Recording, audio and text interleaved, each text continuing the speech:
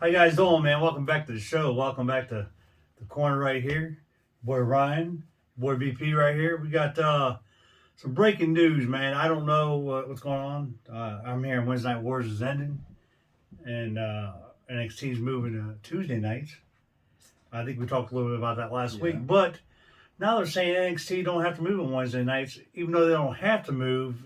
I think they're still going to move, which is probably a good thing for both companies because AEW will probably bring more viewers to them since they're not watching NXT, switching back and forth. And the same with NXT, maybe they can watch more on Tuesday nights. Yeah. So we'll have to see what happens. But just because there's no Wednesday Night Wars does not mean we're not going to cover both shows. So we'll still be covering NXT and AEW probably at the same time. Same thing we're doing here, but we just won't call it Wednesday Night Wars anymore. Come up with something else. Yeah, we'll come up with something else. We'll figure it out. Anyway, man, your NXT started off really good, man. It started off with a bang, I'm thinking. What a Wow. Wednesday, that's for sure. It was a great Wednesday. I'm going to tell you that for both companies. The first company, NXT, we're talking about is for NXT Women's Tag Team Championships were announced, and we had new champions twice in that night. There's two big announcements. And another one is called Stand and Deliver. NXT's TakeOver. We know what's going to happen April 7th and 8th. Another 2-night event, which I can't stand. But I'm thinking, I think NXT's got enough stars to pull that off. Yeah. Let alone, I think Hunter would do a lot better job on a 2-night event than his father-in-law would for WrestleMania. Yeah. So, but NXT does got new NXT Tag Team Women's Champions in light of what happened last week when Adam Pearce showed up and ruined the match between the WWE Tag Team Champions, Women's Tag Team Champions. But yeah, so Regal announced that the Dusty Road Classics, the first Dusty Road Classic women, were going to be the new champions, and they were crowned. Yeah. But later on in the night, we had a different story. But anyway, that was the beginning of your show, you guys, right there. Next was which was really a great match, NXT Women's Championship. Io Shirai defending against Toni Storm. I've seen Io win this, but man, Toni Storm showed some shit in this match. Yeah. I'll tell you what, right now. It was definitely back and forth. Could have been anybody's. Great match. Io, man, I'm really enjoying her, dude. I really think she's like up there with Asuka, if not more. She's really, I think she's a lot more athletic, especially when she comes off the ropes and shit like that. So, next match was, I think it was like a squash match. I don't want to say it because I kind of like Jake Atlas, but I don't. But they put him against Pete Dunne, and you just knew what was going to happen there as soon as that match was even announced. Yeah, he gave it his best shot, that's for sure. What do you think about Pete Dunne and lining himself up with the NXT Tag Team Title Champions, man? Do you still like that group? I think it's a little weird. They haven't. No. You know what? They haven't done very much. I mean, as a group, the best thing they did was feud with Undisputed Era, and then once that was over, it kind of seems like they're not. Yeah, I don't know what's going to happen to them. Like they have no direction, kind of. Yeah. I think maybe we should put them with Pat McAfee again. I found it pretty interesting that Pete Dunne cut a promo, pretty much saying that he wants to fight anybody. He doesn't care which brand it is. He just thinks he's the best there was. Best technical wrestler there was. Yeah. And we all knew who said that back in the day. That was Bret Hart. So I don't know. Let's see what happens. That'll be interesting. Yeah. Right here, your first match for the NXT Women's Tag Team Championships. Kai and Gonzalez kept her for what, an hour? I was shocked. And already, Ember Moon. I would have lost that bet. I didn't think they were going to drop it. Not that fast. No, like you said, it didn't even take 2 hours. Yeah, I mean, I don't want to take nothing away from Ember Moon and Blackheart because I like both of them, but I think it was too early to drop the titles. It was a great match. The match was really good. Blackheart and Ember Moon are your new NXT Women's Tag Team Champions anyway. But later on, it made sense for me why they lost. I mean, I still think they should have held them at least a week or two. Yeah. Instead of. I think so too. Just, especially because Gonzalez, they were trying to push her a lot with her beating Rhea Ripley, which we know why she did. Right. But she still did. Rhea's going to Raw pretty soon. So. But but you're right. I think it's going to be fantastic because, of course, backstage, as you're referring to, Io Shirai. Yeah, she made no ifs, ands, or buts about it. She told Raquel that she wants her to be the next opponent for NXT Women's Championship, which is going to be pretty awesome. And I guarantee you that match is definitely going to take place on one of the nights, either the 7th or the 8th of the NXT TakeOver Stand and Deliver. And it's going to be a great match. I can't wait for it. Man, I'm going to tell you right now, man, I'm loving this Xia Li character, dude. I'm loving the whole thing. I like the whoever that woman is in the back sitting in the chair. And it's like a Mortal Kombat type, assassin type vibe it's given to me. Xia Li versus Caden Carter. Of course, Xia Li did win by disqualification because, Casey came out there crutches and used her crutches. To cause the match. But, man, what do you think? I like Xia Li. I think the character is awesome. I didn't really like her when she first started in NXT because... It's different. It's different. It's going to take me a minute to get used to. I like when her entrance, all it shows is the woman in the chair. Sweet. You know what I'm saying? And then a close-up of her, then it pans out, then you see, Xia Li and, what's his name? I forgot his name. But anyway, you know what I'm talking about, guys. But after that tag match, you forgot that as they went to break, they came back. Blackheart and Moon were walking backstage and getting congratulated, and who was in the distance? Well, well, they was in the way of a lot of people's way. But it was funny because I was going to bring that up, but I was going to bring it up after that, but I should have. But, this showed Austin Theory, because we know Johnny Gargano paid the psychiatrist to piss Austin Theory off. He had to get paid. Yeah, she had to get paid. So evidently, Johnny put it inside of Austin said that Dexter can't, He was doing okay until he brought up his ads. Man. And then after he brought up his ads. It pissed Austin Theory off.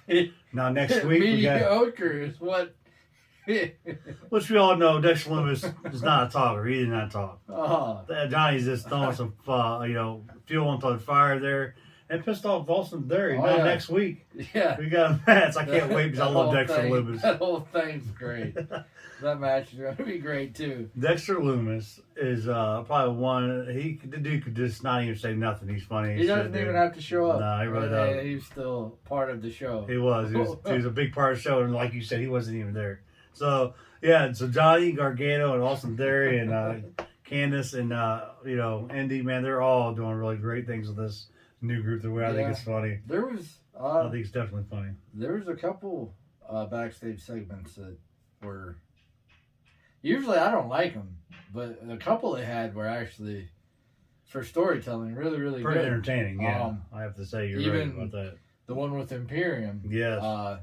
Pretty much telling Timothy Thatcher that, hey... Bring Ciampa with you. Way back when, we were buds, and we still want you to be, and if your friend has anything to say about it, you can bring him along too, and we'll make it work. So, I guarantee you this is gonna probably... I see a big swerve. Yeah, this is going to be a big swerve. You can see it coming. It's definitely going to happen at one of the TakeOver nights. I'm seeing for sure Thatcher's definitely going to turn on Ciampa. And probably end up joining Imperium. That's my big thing because now Walter's still in the UK defending the UK Championship over there. Go ahead. You got a thought on that? I do. Yeah. I do. But the other segment was a backstage segment, which I'm going to wrap around to what you said. Yeah. Was that they filmed Jordan Devlin. Which is in Ireland. He's in Ireland right now. And the travel ban's lifted. And the travel ban's lifted. So I don't know if that's lifted everywhere.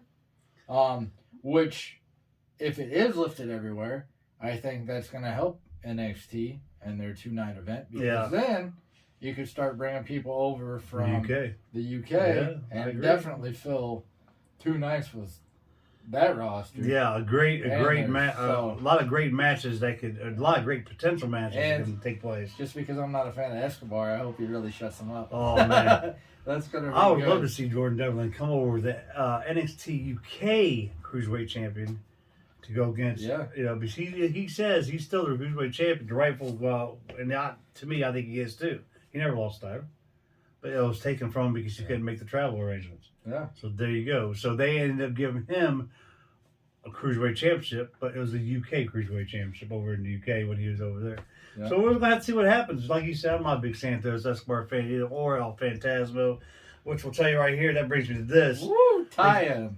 They got their, this brings me to this. Phantasmo went against the grizzled young veterans here. Phantasmo did win this match, but it was a lot of shenanigans that took place. MSK came out, of course.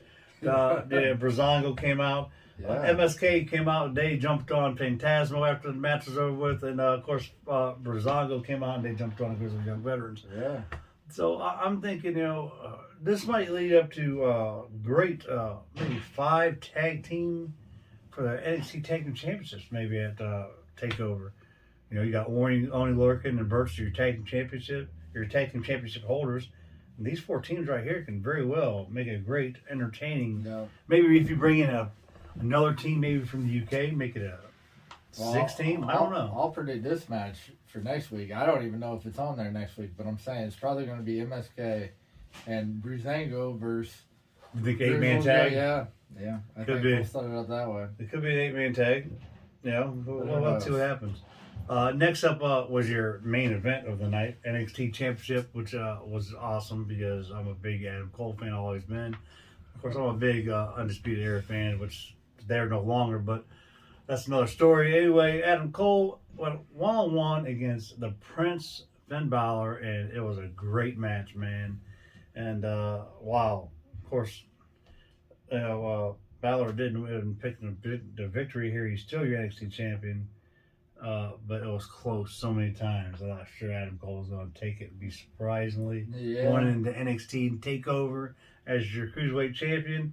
But I'm kind of glad he didn't because I don't want to see what's about to happen to Prince Balor happen to Adam Cole. Because I'm telling you, after the end of the match, we now know TakeOver's main event. And it's going to be Balor defending his NXT title against the person who's never even lost NXT championship. My boy, Killer Cross, Karrion Kross. What a match that's going to be, dude. I'm telling you now. And if O'Reilly has anything to say about it, Adam Cole ain't making it. Yeah, Adam Cole. He ain't making it. He wasn't going to make it out of that building. No. So he looked. I'm sure he looked a little ragged. So what if they have a Fatal 4 match between Undisputed Era members?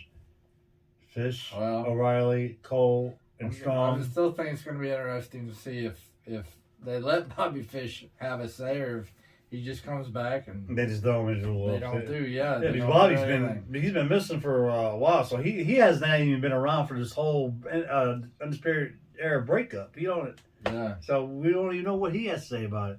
But it was interesting at the end of the match when Balor did win the match. You could just tell what was about to happen, and Balor was like, "What took you so long?" And he turned around, and that's where we see Mr. Karrion Kross. And now it was interesting, man. You see, if you look at Killer Kross's face, I mean, he's going to destroy Balor. It's going to happen. And I'm going to tell you what, it's not going to be easy task because Balor's not no slouch. He's not no joke. No. By any means. But we all know. No, they'll let it go. Yeah. They'll let it go for a little while. It's not, Yeah. I don't think they're going to make it a pure squash match. No. I don't think so either. I could be wrong because you never know. You never know about WWE, but see, this is Triple H's baby. This is not Vince's baby, so we'll have to see what happens. Hopefully it stays that way. Yeah. Next up, man, AEW Dynamite, man, did not disappoint. I'm going to tell you right now, but what was disappointing is if you guys did watch Revolution this past weekend, which we did over Mr. Ryan's house. It was an awesome show. We had a great time. The ending to the match was terrible, but the match itself was probably one of the best matches I've seen in a long time.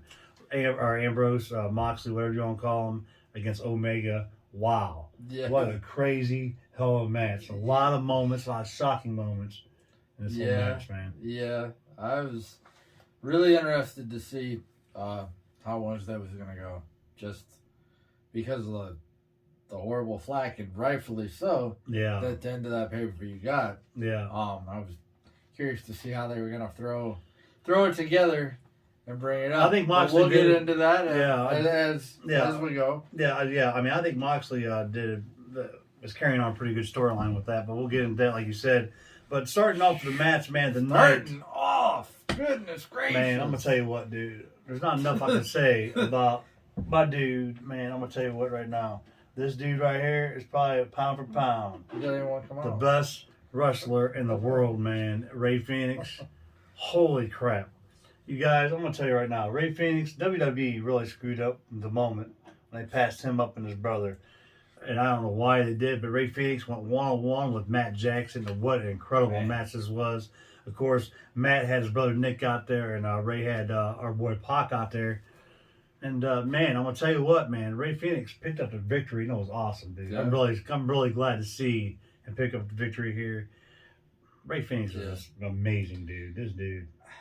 I'll tell you what, I think. Well, I'm not even gonna say it. I think I know that if it wasn't, because they kept alluding to the travel band and how the three of them haven't really got to do much in AEW together as a unit, because one way or the other, one of them was stuck.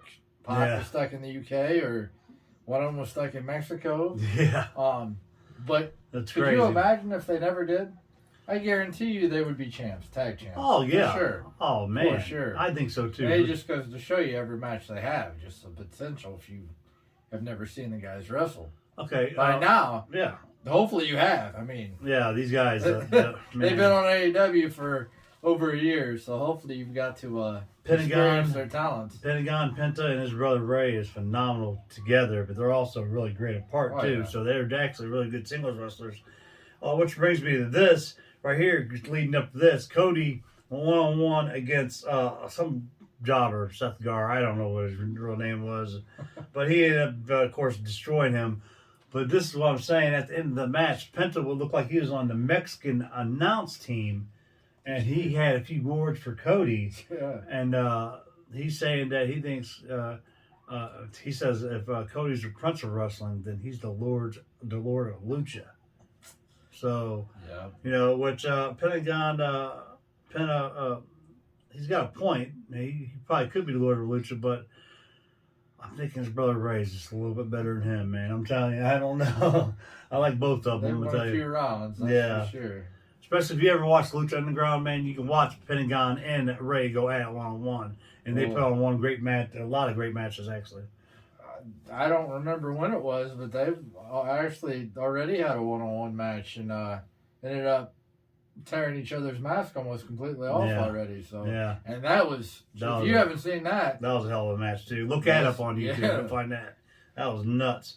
Next up we had Lee Johnson making his, I guess, debut against Ethan Page, which the debuting of Ethan Page, which was ruined by a lot of technical difficulties. It looked like it's not like a basketball game going on back in the background. A lot of whistle refs. I don't know what happened. If AEW dropped the ball with Ethan Page. No, if I read it right, that was actually a TNT thing. That had nothing to do with AEW, and I think it was only on just that match. The East Coast. No. Oh, it was one of the coasts it was on. If you were on one coast, you heard the noise. If you were on the other, you didn't hear the noise. Oh, there you go.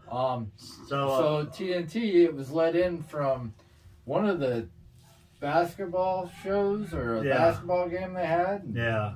So all right, well, evidently we're on the East Coast. We heard it. That wasn't AEW's fault, even though that could not have happened at the worst time. Especially on Ethan Page's debut. It kind of sucked for that.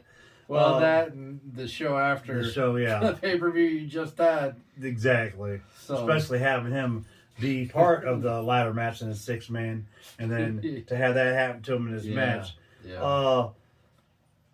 Another great segment was, we all know who the new signing is. He was on Revolution, just like he debuted with Ethan Page at that event, and he signed his contract. Christian Cage is now all elite. What do you think about this whole thing here? That's not the name I thought it was. To be honest, I thought it was going to be somebody else. I did not. A lot of people did. Who else? But I thought it was going to be somebody else. A lot of people did. I'm not that upset. I know a lot of people were upset. A lot of people don't like it. Because they're saying that Christian is not a big draw or a big star. I don't know. I don't mind him. I think the dude's funny. You give him a microphone, I think he's good on mic. I think he could hang with almost anybody. Yeah, I agree. And his wrestling skills are pretty good too. He's a former champ himself. He's going to be. He should be in the Hall of Fame already, but he's not. This dude, Christian, is excellent, dude. So I don't have a problem. Yeah, I don't. I mean, it could have been worse. Yeah, it's funny because I seen something online. If you guys know Brian Cage, they want to team up with Christian Cage to go in a tag team match to go against Adam Page and Ethan Page. Just because of the last names, you know what I'm saying? The Cages versus the Pages. that's something I've seen online. It's funny. That probably never will happen. No. But it's just crazy. 6-woman tag match. We had Britt Baker, Nyla Rose, and Mako Nito, whatever her name is, that showed up on Revolution. Yeah. Go against, of course, our girl Shida and Thunder Rosa and Rigo Matsunomi. That was a great woman's 6-man tag. Even though Shida and her team did pick up the victory here, at the end it showed Britt Baker destroying Thunder Rosa one more time with the lockjaw.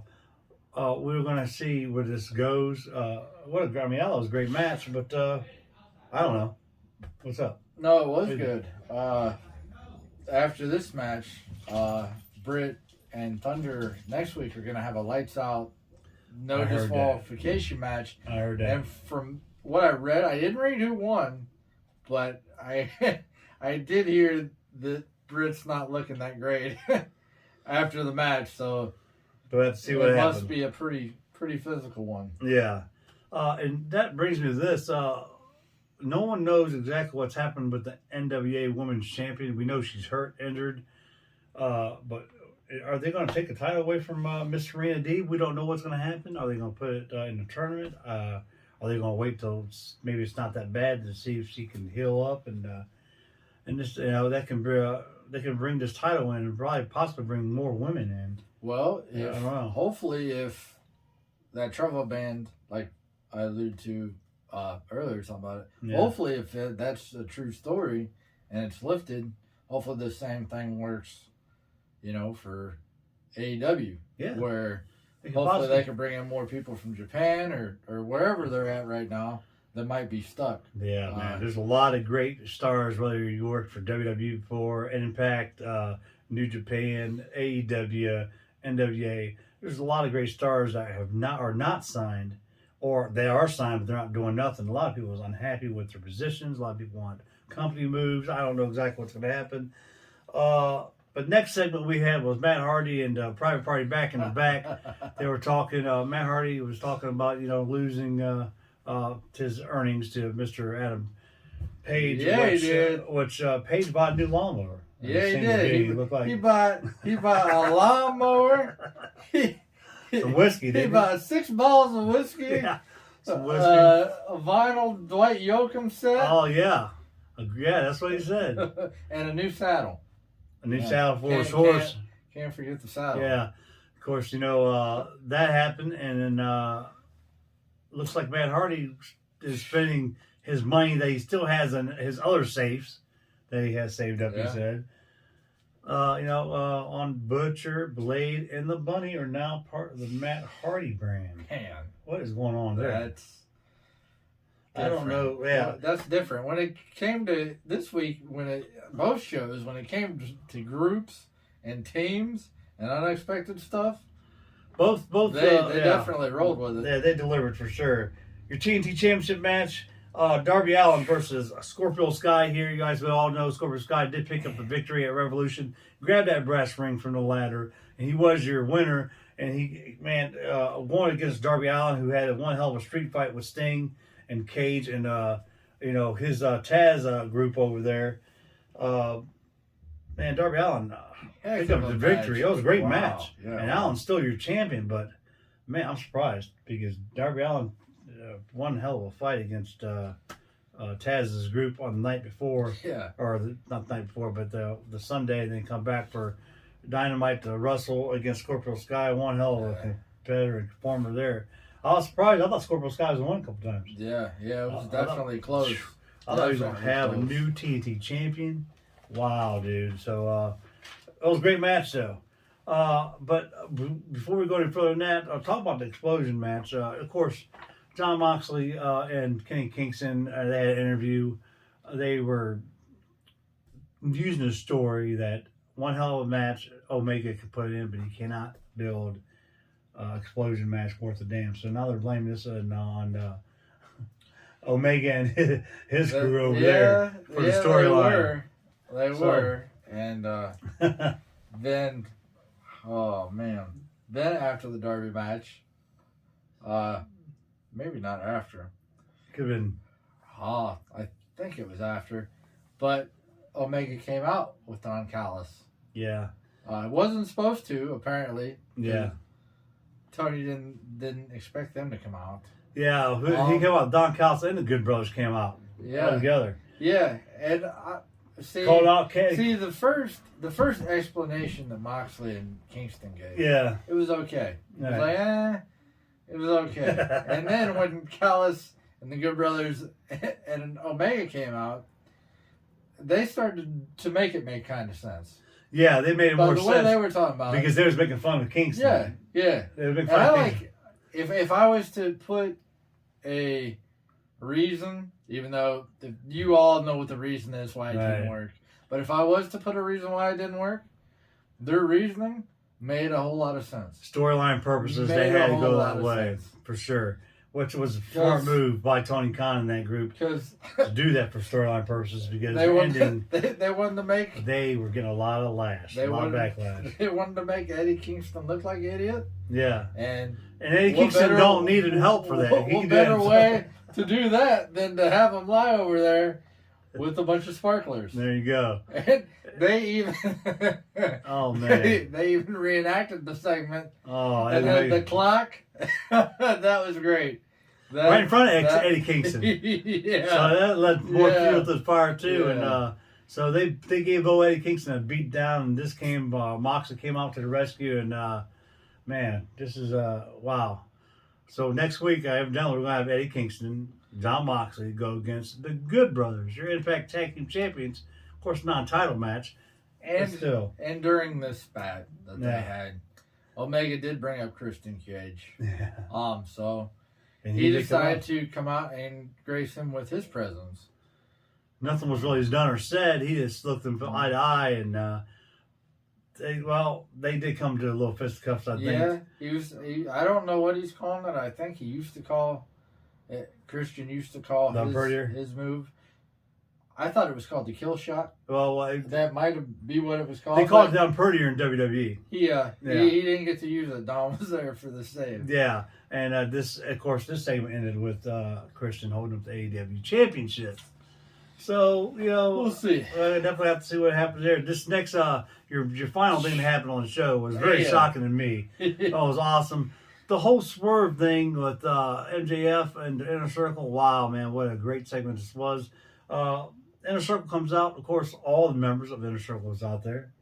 MJF, Jericho, Ortiz, Santana. This even brought back our boy Sammy.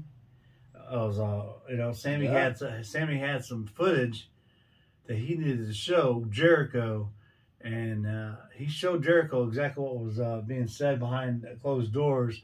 And I thought for sure that Inner Circle was going to turn on Jericho, but that was not the case. They all jumped sides back over to Jericho's side, and they all were going to beat the heck out of MJF. Finally kick him out of the group for good.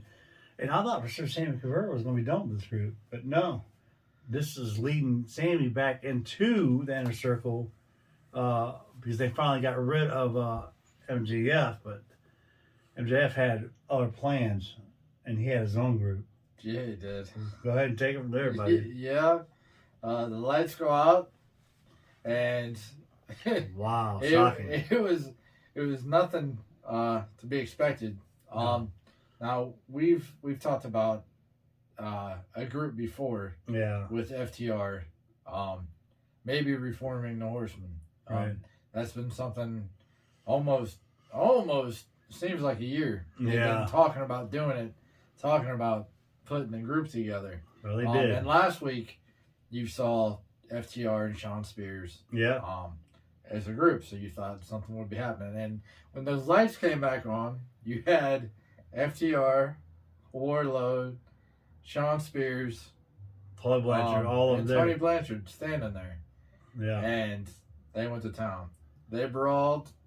They beat the heck out of their circle, buddy. I'm gonna tell you what's the truth on that. The end result was Jericho getting his ass kicked pretty good. Power bomb through the table. Yeah, and then ending with a Wardlow power bomb through a table.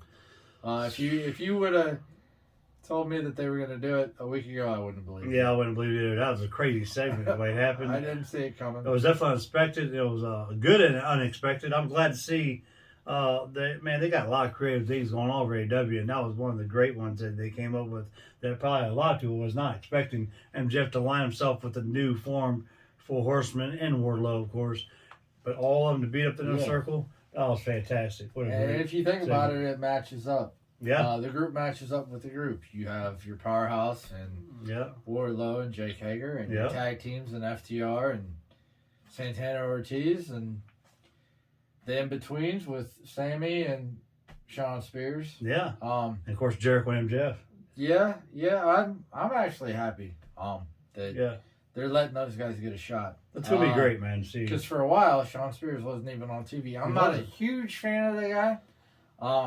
I think though, if you give him an opportunity, I think he can fall through. Give him time. Actually, yes. So it's going to be really, really interesting. I was really shocked and I was intrigued for it, and I was excited all at the same time. Exactly what happened, but both shows were really great this week. As always, man, if you like the show, if you like our show, what we talk about, if you got your own thoughts, please give us a comment on either show, what you guys think should happen, or what surprised you, or what you disliked about both shows. Like, comment, share, and subscribe. Hit that little post notification button up there, the little bell button to get all of me and Ryan's videos. And until next time, for next video, of course, the rumor video coming up, we'll see you guys right back here on The Corner.